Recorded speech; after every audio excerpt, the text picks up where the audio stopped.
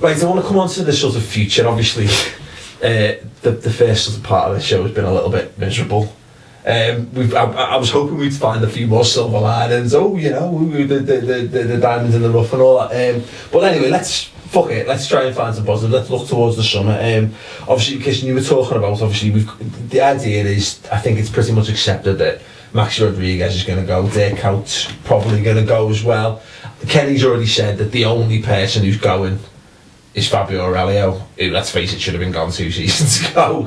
Probably re-signed, shouldn't have been signed back. Fucking, well, there's one right there, Gareth. I mean, look, what a joke. I mean, it was like, Wilson got in and was like, what do you mean, we need a left back? Well, there's a perfectly good left back here, doesn't he? He's broken! It doesn't work! But, and you know, once again, another Rafa Benitez decision, completely vindicated, and yet no one ever comes out and goes, Rafa was right to tell him to fucking... And then Shu was looking alright as well. I always thought he was alright. We ruined him. He was overplayed him at a bad time. Well, here's the thing, and again, coming on to the transfer market this summer, if Liverpool are looking for a left back, Christian, no, but I'm not saying let's buy in Stewart, but if we were looking around the continent for a left back, Emiliano and Stewart would be on our radar. Yeah, but there's the preconceived idea now. I watched them quite a bit because I backed Sporting Lisbon to win the UEFA Cup, so I watched a lot of the UEFA Cup games, and he was great. He gets forward. He's got that. As Gareth said, he was in a struggling team, and he was overplayed far too much because we didn't have enough money to buy a first choice left back. He was never meant to be in the team week in, week out. He's got a cracking shot at him now as well. I mean, you could say that sounds a bit like Gerrard Risa, but you know, he was fine as well.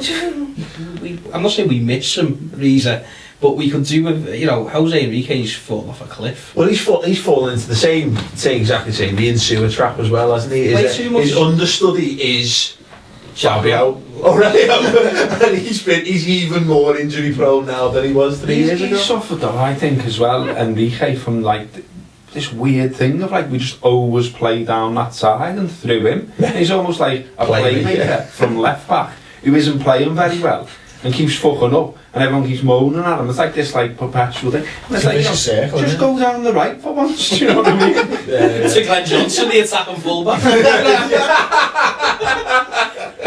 It's true. Obviously, let's sort of go through the squads. Because we're getting calls on YouTube and on Twitter and all that, and there's still people out there saying, "Whoa, we need to have a massive clear out." I mean, for a start, would you agree with that statement, or do you think we're not? Is it the old adage of we're only a couple of players away?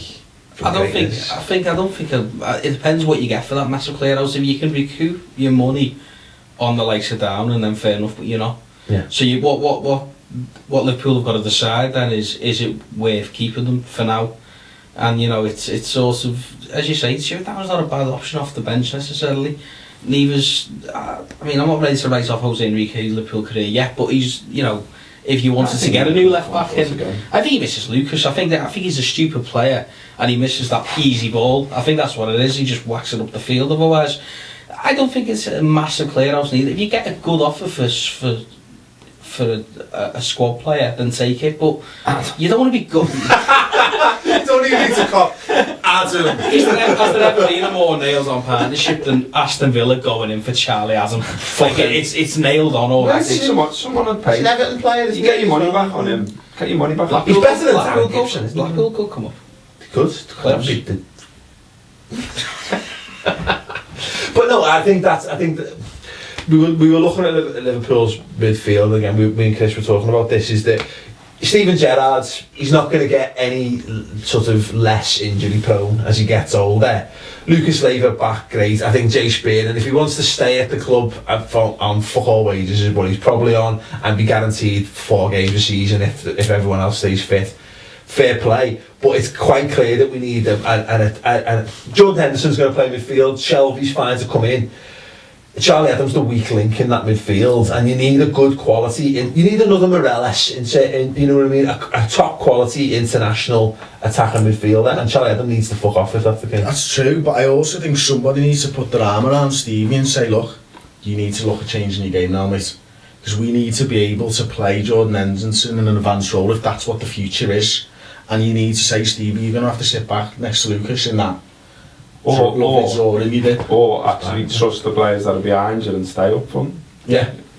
You know, don't try and do, in other words, don't try and do everything, which is the problem, isn't it? I mean, you know, look at the cup final, he clearly didn't trust the other lads in midfield, and so therefore left Suarez isolated as a consequence. You know, so you're right. I mean, you can still get something out of Gerrard. I think he can still go on for a few more years, but I'd use him up the pitch. Yeah. Well, so you basically you need to take the running out of his game, don't you? And I don't think you can do that playing deeper, because I mean, it's why Charlie Adam ends up covering more blades of grass than anyone. Xabi Alonso used to cover more ground than anyone when he played in centre mid as well, or defensive midfield. But I think that the idea is that we definitely need someone. Henderson's not going to be as creative as Gerrard next season. I think he's going to be a lot better. Shelvey is even younger and he's getting better, but he's not there yet. We definitely need someone, I think, ready-made to come into that position. Someone like between the lines, someone who can... Because Bellamy's a weird one, isn't he? Because he's not a winger, but he lends his attributes lend to getting put out wide and legging it, you know what I mean? Yeah. I don't know, like, Jovetic is about to it's ironic because he was the one that Benitez once in 2009 and we didn't get the money for him. He's dropped off did he do his cruciate or something? He did. He's come back and Fiorentina have been garbage. They finished 15th. And he's not a bad little player. Well, he's the one. He's one of those players that sort of there was him. It was Mata. There was a few. Again, it's a football manager thing, isn't it? Like, I mean, there's always a certain number of players in a particular age bracket who do a certain job, and they're always around. And he's completely vanished off everyone's radar to a certain extent. I mean, I don't know. I've not seen enough of him. But would he be the Silva that we need? He can unlock a defence, yeah. He can score a few goals. He can arrive in the box late if he wants to. The question, obviously, we were talking earlier about how you go about raising capital and the players that will go. Obviously, you're not going to get a great deal for Maxi and Dirk. Joe Cole, I mean, well, okay, before we come to Joe Cole, because he's a conversation on his own. Alberto Aquilani looks like he's not going to Milan, are not going to take up the option on him or pull a Juve, so to speak. He played 24.5 games. He needs a 25 to be bought. It's a fucking joke, isn't it? But a mate of ours is a Milan fan, and I said, what's he been like? And he said, for the start of the season, he was brilliant. And he said he was fine. He was there. He played every single game, and then he faded, and he never. And obviously, I think didn't he get injured and just they used that as the excuse not to play him again, and he was never then match fit. He's on the bench now and then, and yeah, he just.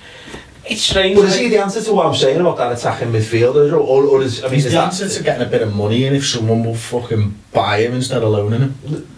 I mean, there's two options for you with Aquilani. You can either... He's an intelligent player, and I think we need more intelligent players at Liverpool. Don't let the small gap between his eyes tell you otherwise, like, you know what I mean?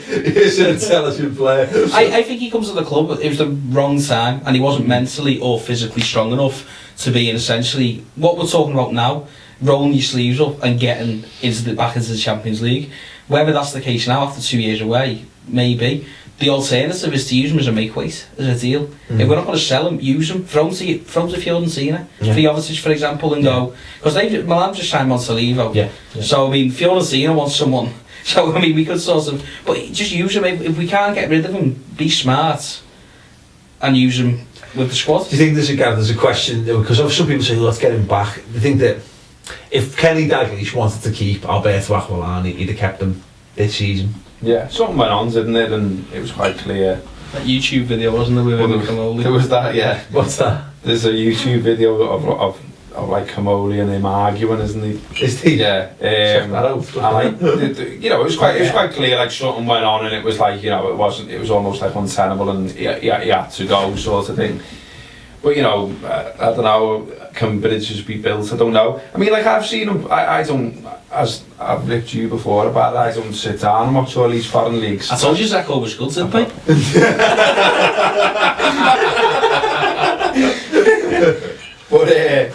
But I have seen little flashes of Aquilani, and he's looked good in that league, but I mean, it's Premier League's a different kettle of fish, isn't it? And it's one of them, but he clearly has got intelligence and all that. But I don't know, I mean, I'd be more minded to, like you say, you know, throw him and try and get someone else, basically. I think a lot of it, Chris, is going to play into this idea of how much money we've got, because if you've only got £30 million to spend.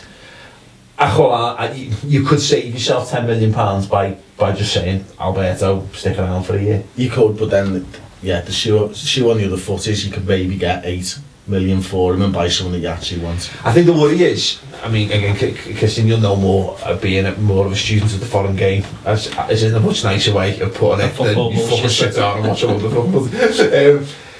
The Italians, I mean, it's a joke. We paid, 15 million or whatever for him, more than 20 million or whatever we paid for him. The fact that Juve and Milan are basically haggling over what equates to about £3.5–4 million for the player who has figured heavily in their sides for a full season, pretty much. Just didn't know we wanted. Well, this is it, and this is the problem, isn't it? Is that are we going to get anything close to a decent fee for him? If they know that we're so desperate to shift on, and they'd be prepared to risk ruining a relationship with the player to try and get a couple of million quid off. I can't see him going anywhere but Italy. Do you know what I mean? I can't see. He's not the type who goes to Spain. It's weird because he wasn't bad for Juventus either. Although he'd left them and now they've won the league. And then he went to Milan and they've just lost the league. It was all Palo, wasn't it?